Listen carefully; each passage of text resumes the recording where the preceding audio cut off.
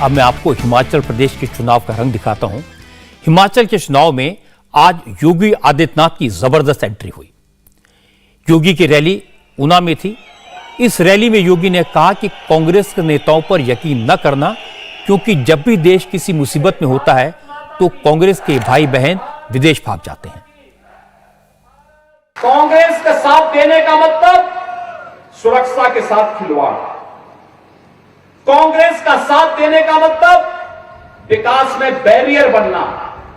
कांग्रेस का साथ देने का मतलब माफिया प्रवृत्ति के तत्वों को पुनः पनपाने का कार्य करना। और मैं तो आप सबसे अपील करूंगा, ये माफिया इस समय बौखलाए हुए हैं। उत्तर प्रदेश देश की आबादी का सबसे बड़ा राज्य है और वहां पर हम लोगों ने जो कार्रवाई प्रारंभ की, सब भाग भाग करके ठिकाना ढूंढ रहे हैं। थोड़ी सी चूक हुई नहीं, वे यहां की शांति को भंग करेंगे।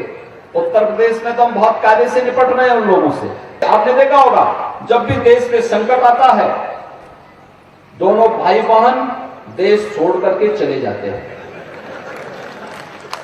आपने बताओ, दोनों भाई बहन को कभी देश के अंदर, देश के किसी संकट में देखा है क्या? कोरोना कालखंड में कहीं सेवा करते हुए देखा है क्या? कहीं किसी महत्वपूर्ण राष्ट्रीय मुद्दे पर कभी देश के साथ खड़े होते हुए देखा है क्या? योगी आदित्यनाथ ने हिमाचल की रैली में धारा 370 और राम मंदिर के मुद्दे पर भी कांग्रेस को घेरा।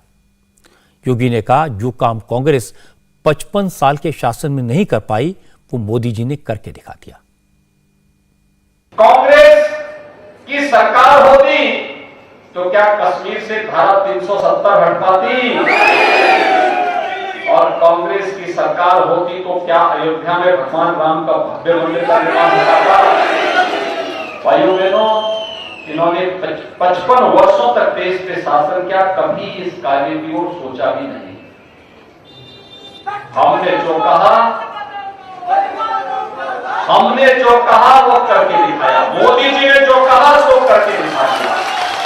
नया भारत हम सबके सामने है। आतंकवाद समाप्त, देश के अंदर अलगाववाद समाप्त, नक्सलवाद अंतिम श्वास गिन रहा है।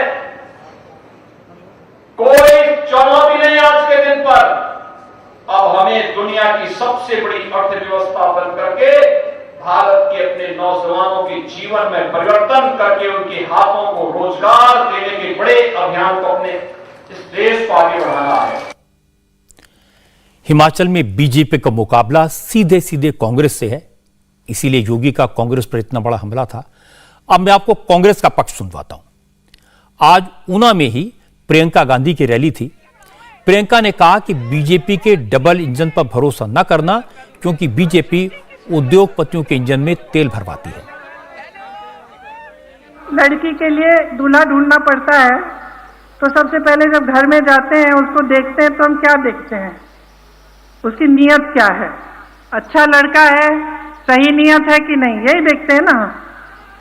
तो इसी तरह से अपने नेताओं में और जितने भी राजनीतिक दल हैं, उनमें पहले नीयत देखिए। नीयत क्या है? जिस तरह से हमारे सिद्धांत सेवा और समर्पण के हैं, उसी तरह से आज भाजपा का एक ही सिद्धांत है, सत्ता में रहना। बस किसी भी हालत में कैसे भी सत्ता में रहना, यही है। अगर ये आपको रोजगार नहीं दे सकते, अपना आपका भविष्य नहीं बना सकते, यहाँ बैठे नौजवानों की मदद नहीं कर सके, इनको विकसित नहीं कर सकते, सड़कें नहीं बनाएंगे, ओपीएस नहीं दिलवा सकते, महंगाई घटा नहीं सकते, तो फिर किस काम के हैं? किस काम के हैं बताइए? फिर इनकी फोटो पोस्टर पे छाप लीजिए, वोट कांग्रेस को दीजिए और खदेड़ दीजिए इनको। कौन तय कर रहा है फसल का दाम? बड़े बड़े उद्योगपति। मैंने कहा, सारा देश का तेल उनके इंजन में जा रहा है। रोजगार कहां से आते हैं?